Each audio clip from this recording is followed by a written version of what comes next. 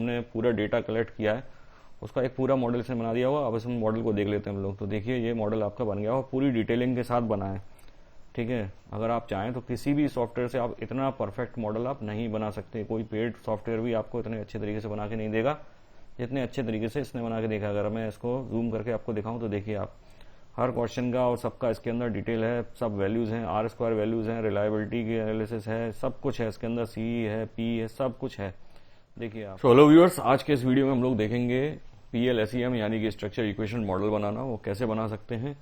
देखिए इसके लिए इसको बनाने के लिए आप सामान्यतः IBM SPSS एमओस यूज करते हैं या स्मार्ट PLS यूज करते हैं, लेकिन दोनों ही पेड सॉफ्टवेयर हैं, वो ज़्यादा पैसा चार्ज करते हैं। तो अगर आप उन्हीं जैसा मॉडल, इनफैक्ट उससे भी अच्छा मॉडल ज़्यादा डिटेलिंग के साथ बनाना चाहते हैं बिना किसी सॉफ्टवेयर के, पेड सॉफ्टवेयर की मदद से, थोड़ी बहुत प्रोग्रामिंग की सहायता से, तो आप R का उपयोग कर सकते हैं, R लैंग्वेज का। और R का यूज करके हम लोग कैसे एक मॉडल बना सकते हैं वो आज हम इसमें देखने वाले हैं।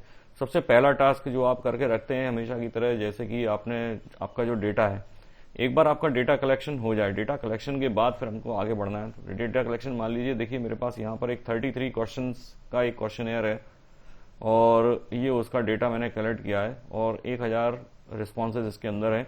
इनको मैंने रिस्पॉन्स जो है वो लिकर्ट स्केल पर है 1 to 5 पर।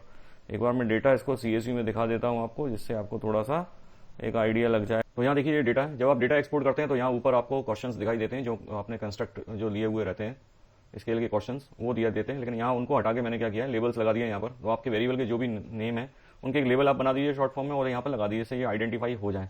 तो यहाँ मैंने जैसे कि इंडिपेंडेंट वेरिएबल हमारा है IV1, तो IV यानी पहला इंडिपेंडेंट वेरिएबल IV1_Q1, ये पहला क्वेश्चन, दूसरा, तीसरा, चौथा, 4 क्वेश्चन का ये एक वेरिएबल हो गया, इसका स्केल हो गई। इसी प्रकार से ये 4 क्वेश्चन की दूसरी स्केल हो गई इस वेरिएबल की। इस तरीके से मेरे पास 5 इंडिपेंडेंट वेरिएबल है और एक डिपेंडेंट वेरिएबल है। तो मैं कुछ ऐसा मॉडल बनाने वाला हूँ जिसमें 5 इंडिपेंडेंट वेरिएबल और एक डिपेंडेंट वेरिएबल है, और सभी इंडिपेंडेंट वेरिएबल सीधे एक इंडिपेंडेंट वेरिएबल का तो डायरेक्ट पाथ इसका कनेक्ट करेंगे हम लोग। उसके बाद सिर्फ मॉडल ही नहीं बनाना है, उसके बाद इनके एनालिसिस भी करना है, आर स्क्वायर वैल्यू और ये सब चीज़ें इसमें अंदर हमको प्रिंट भी करना है। तो वो कैसे करना है, सबसे पहला स्टेप आप कर लीजिए कि वहाँ पर लेबलिंग आप कर लीजिए अपने डेटा की, जो आपने डेटा एक्सपोर्ट किया उसकी लेबलिंग आप कर लीजिए, जो कि हमको प्रोग्रामिंग में काम आएगी। हम अपना प्रोग्राम लिखना चालू करते हैं यहाँ से, यहाँ पर। तो सबसे पहले मैं काम करता हूँ, यहाँ पर एक फाइल बना लेता हूँ, न्यू R डॉक्यूमेंट बना देता हूँ। और यहाँ सबसे पहला काम जो आपको करना है कि कुछ लाइब्रेरीज को आपको इंस्टॉल करना है। तो उन लाइब्रेरीज के नाम मैं यहाँ पर दिए देता हूँ, आप इसको इंस्टॉल कर लीजिए R में जाके। अगर आपको नहीं पता कैसे करते तो आप मेरे पिछली वीडियो लाइब्रेरीज के देख सकते हैं। तो जो पहला जो हमको लाइब्रेरी यूज़ होने वाली है वो यूज़ होने वाली है हमारी सेमिनार नाम से रहती है, ठीक है। तो इसको हमको यूज़ करेंगे क्योंकि इसके फंक्शंस हमारे इसमें काम आने वाले हैं। इसको मैं थोड़ा जूम कर देता हूँ जिससे आपको क्लियरली ये दिखाई दे, ठीक है। दूसरी लाइब्रेरी जो हम लोग यूज़ करने वाले हैं वो हमारी है डायग्राम RSVG, ये रही। अगली जो लाइब्रेरी है वो है हमारी RSVG, और लास्ट में एक मैजिक नाम की लाइब्रेरी भी यूज़ करने वाले हैं हम लोग, जो कि हमको यहाँ पर जो डायग्राम हम लोग बनाते हैं उसमें हमारी काम आ जाती है। कई बार उसमें कलर कोडिंग करने में भी काम आ जाती है। अब अगला जो है हमारा, सबसे पहले हमको क्या करना है, हमको बताना है कि हमारा डेटा कहाँ पर है, डेटा फ्रेम है तो वो डेटा क्या है। तो डेटा जो हमारा है वो CSV फाइल के अंदर है, इसी फोल्डर में, ठीक है। तो हमको इसके लिए एक डेटा फ्रेम हम लोग बना देते हैं, ठीक है। तो इसका नाम रख देता हूँ मैं, डेटा फ्रेम का नाम रख देता हूँ मैं my_data, ठीक है। इस नाम से हम लोग डेटा फ्रेम अपनी बना देते हैं। तो my_data में हम लोग यहाँ पर एक फंक्शन में लगाता हूँ read.csv का, ठीक है। और ये read.csv फंक्शन क्या करेगा, ये CSV फाइल को रीड करके हमको उसके अंदर की वैल्यूज़ को रीड कर लेगा। तो उसका नाम मैं लिख देता हूँ, इसका नाम है हमारी फाइल का लिकर्ट स्केल अंडरस्कोर रिस्पॉन्सेज और _1000.csv, इस फाइल का नाम है, ठीक है। इसको ये क्या हुआ, ये देखिए, तो ये हो गया हमारा। अब डेटा यहाँ पर रीड हो जाएगा। डेटा रीड करने के बाद हम लोग सीधा जाते हैं कंस्ट्रक्ट के ऊपर। कंस्ट्रक्ट नाम का एक वेरिएबल बनाते हैं और उनको डिफाइन कर देते हैं कंस्ट्रक्ट की और इंडिकेटर्स की। कंस्ट्रक्ट को क्या है, कंस्ट्रक्ट का नाम क्या है, जैसे कि वेरिएबल आपने जो लिए हैं शॉर्ट फॉर्म में, उनका एक्चुअल में नाम क्या रखने वाले हम लोग, और उनके अंदर कितने क्वेश्चंस हैं वो भी हमको बताना पड़ेगा। तो वो क्वेश्चंस की और इंडेक्सिंग क्या है, जैसे कि पहली आपकी रो में, जैसे मैं यहाँ पर दिखा देता हूँ, ये देखिए IV1 है, इसके IV2 है, ये तीसरा वाला IV3 है, IV1_Q1, Q2, Q3, Q4 है। मतलब 4 क्वेश्चन है शुरू के, ये पहले वाले इंडिपेंडेंट वेरिएबल के हैं। तो इस तरीके से हमको सब बताना पड़ेगा इसको। तो हम यहाँ पर पहले एक काम करते हैं, पहले तो मैं कंस्ट्रक्ट नाम का वेरिएबल बनाता हूँ और इसके अंदर डाल देते हैं हम लोग। क्या कर सकते हैं इसमें, कंस्ट्रक्ट्स, और यहाँ पर एक फंक्शन होता है कंपोजिट,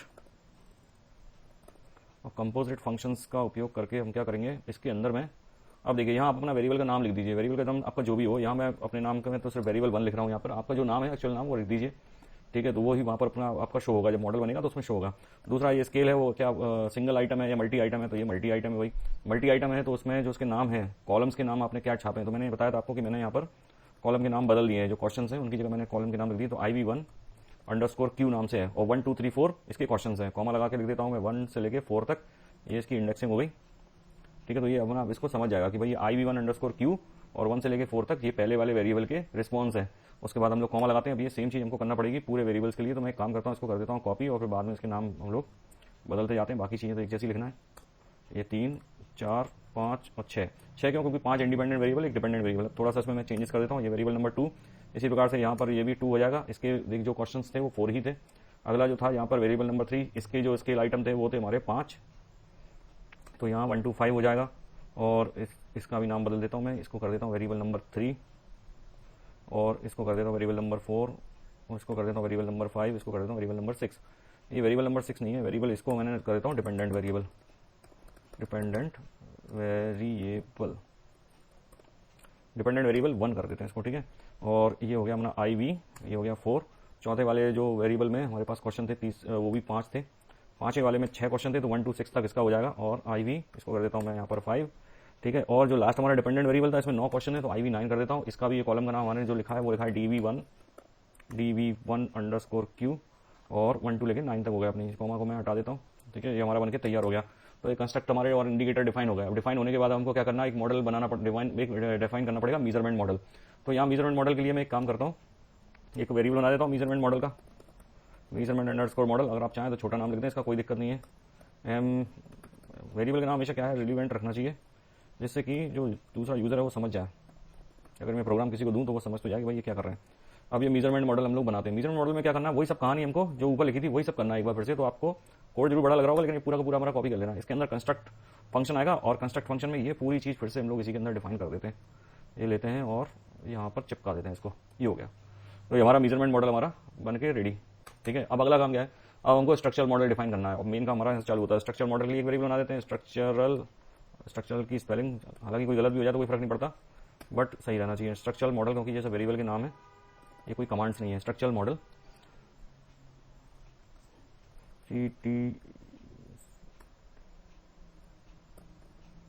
स्ट्रक्चरल मॉडल, ठीक है। और इसके अंदर हम लोग क्या रखेंगे भाई, अब स्ट्रक्चरल मॉडल में एक फंक्शन यूज कर लेते हैं हम लोग, रिलेशनशिप नाम का। आ क्यों नहीं रहा भाई इसमें, रिलेशनशिप्स अपने आप आ जाना चाहिए। अगर नहीं आता इसका मतलब वो लाइब्रेरी एक्सेस नहीं कर पा रहा, लेकिन ये देखिए आ गया है, ठीक है। तो अब इसके अंदर हम लोग दिखाएंगे पाथ। अब आपका मॉडल कैसा है ये आपको यहाँ पे डिफाइन करना है कि भाई 5 वेरिएबल हैं, 5 इंडिपेंडेंट वेरिएबल सीधे डायरेक्ट कनेक्ट करवाना है, या बीच में एक इंटरमीडिएट वेरिएबल रखना है, या इधर से उधर मतलब आप कोरिलेशन भी बनाना चाहते हैं, वो सब आप इसके अंदर डिफाइन कर सकते हैं। तो मैं यहाँ पर हम लोग पाथ, एक वेरिएबल एक फंक्शन है पाथ, और उसके अंदर हम लोग डिफाइन कर देंगे कि कहाँ से कहाँ तक जाना है। जैसे ये फ्रॉम लगा दिया मैंने, फ्रॉम इक्वल टू सी हम लोग, आपको पता ही होगा, आप यूज कर रहे हैं R, तो उसमें सी यूज करते हैं हम लोग वेक्टर के लिए, और भी जितनी भी डेटा टाइप है डेटा सेट के लिए हम लोग सी फंक्शन यूज करते हैं। अब यहाँ पर ले लेते हैं हम लोग वेरिएबल 1, ये प्रिंट होके आएगा, इसके अंदर आप जो लिखेंगे वही प्रिंट होके आ जाएगा, वेरिएबल 1, ठीक है। तो आपके जो वेरिएबल का नाम है वो आप लिख दीजिए इसके अंदर।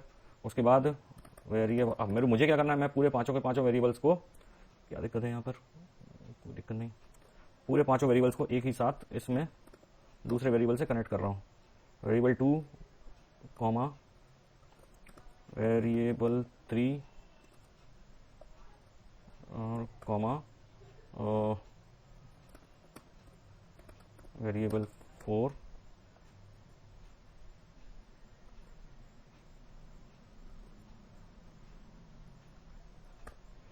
वेरिएबल 5,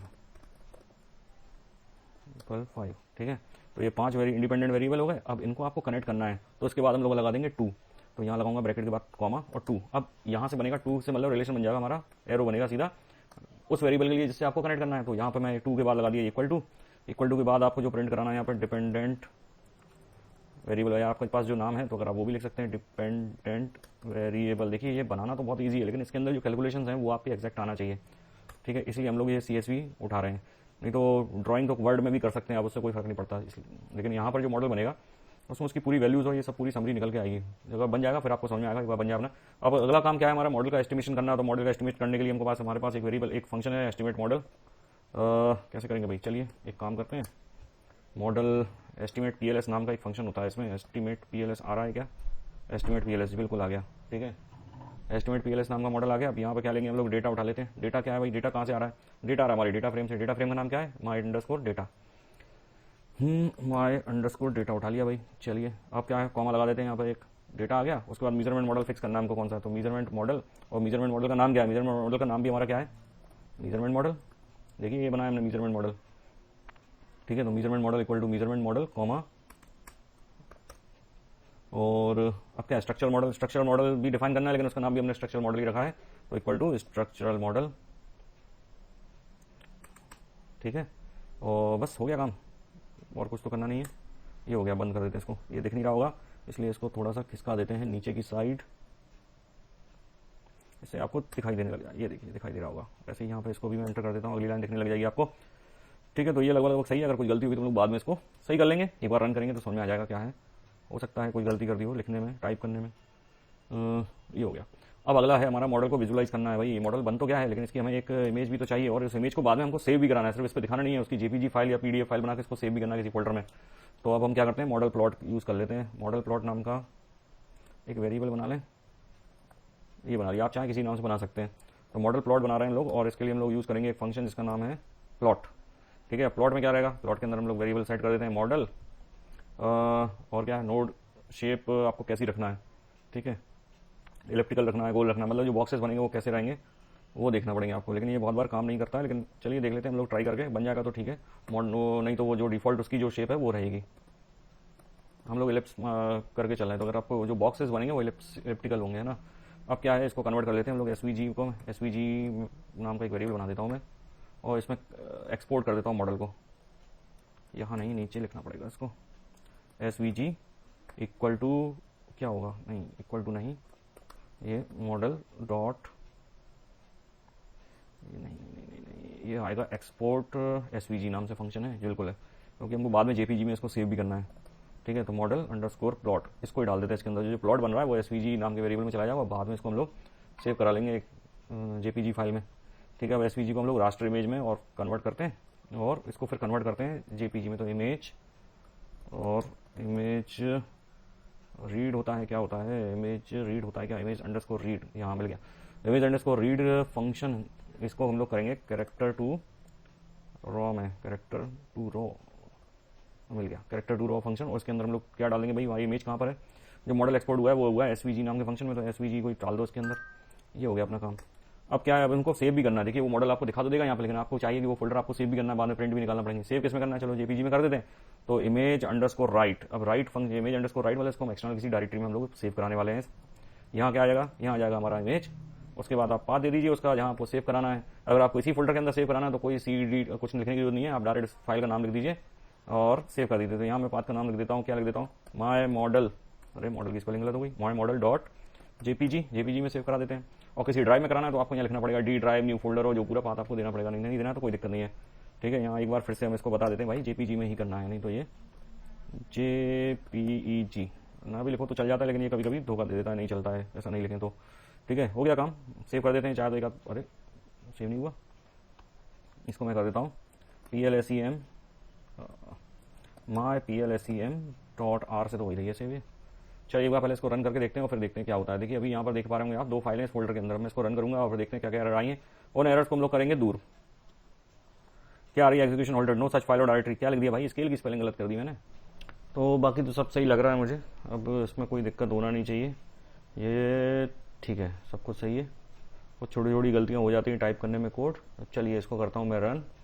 आप यहाँ देखिए, यहाँ पे आप ये जनरेट करेगा कुछ, अरे रन नहीं हुआ, रन करते हैं। चलिए देखिए ये रन हो गया हमारा प्रोग्राम, और ऑल 1000 ऑब्जर्वेशंस आर वैलिड लिखा हुआ आ गया।